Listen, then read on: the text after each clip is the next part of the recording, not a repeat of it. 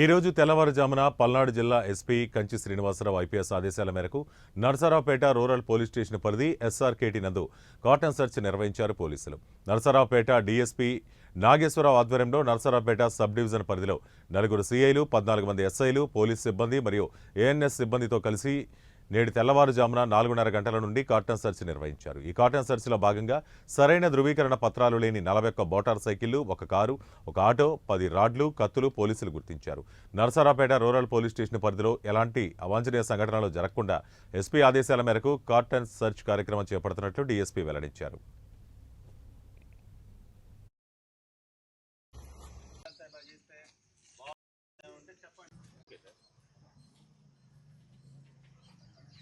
ఈరోజు Palnadu SP K Srinivasarao గారి ఆదేశాల మేరకు ఎస్ఆర్కేటీ కాలనీలో సుమారు 4:30 ఎర్లీ మార్నింగ్ 4 గంటల నుంచి 7 గంటల వరకు ఈ యొక్క కాలనీ మొత్తం కూడా అవుటర్ ఇన్నర్ పెట్టి చెక్ చేయడం జరిగింది.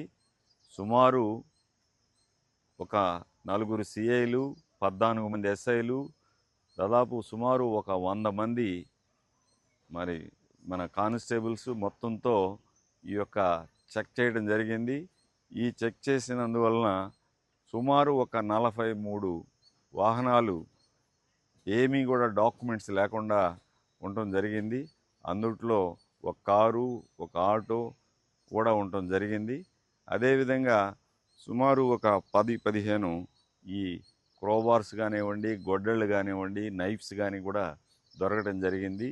అదేవిధంగా రౌడీ షీటర్ యొక్క మూమెంట్స్, సస్పెక్ట్స్ మూమెంట్స్, ఈ యొక్క కాలనీలో వాళ్ళ యొక్క జీవన విధానం ఎలా జరుగుతుంది, ఏమన్నా యాంటీ సోషల్ ఎలిమెంట్స్ ఏమన్నా ఇక్కడ షెల్టరింగ్ తీసుకున్నారా, వీటన్నిటిని కూడా థరోగా చెక్ చేసి ఈ యొక్క కాలనీలో ఇక్కడ కాలనీ వాసులే ఉండాలి, బయట ఎవరిని కూడా రానియొద్దని చెప్పేసి కూడా కొంత హితబోధ చేయడం జరిగింది.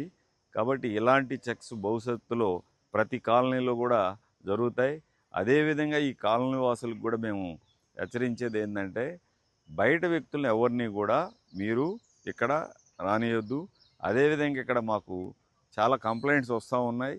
ఏంటంటే గాంజాయి కానీ లేకపోతే ఇంకా అసాంఘిక కార్యక్రమాలు అక్కడక్కడ అలౌ చేస్తున్నారని. అలా అలౌ చేసేవాళ్ళు కానీ మా నోటీస్కి వచ్చేటట్టయితే